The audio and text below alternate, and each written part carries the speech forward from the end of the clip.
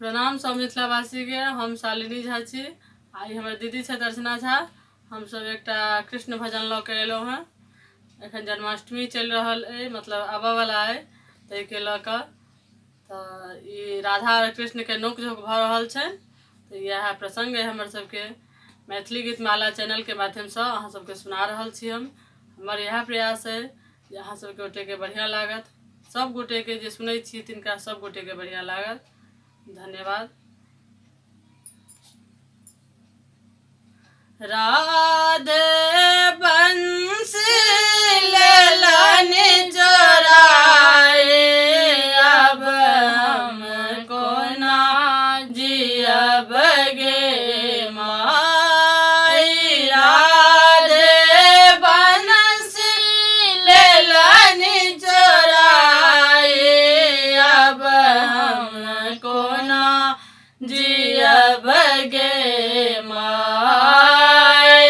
रोबत रोबत मोहन आवे, रोबत रोबत मोहन आवे। अम्मा के पीछे ठाड़े, अम्मा के पीछे ठाड़े। राधा बनसी लेलन चोराई, अब हमको ना जियब गे माई। राधे बनसी लेलन चोराई, अब हमको ना जियब गे माई। झट दज सोदा गोद उठाए, झट दज सोदा गोद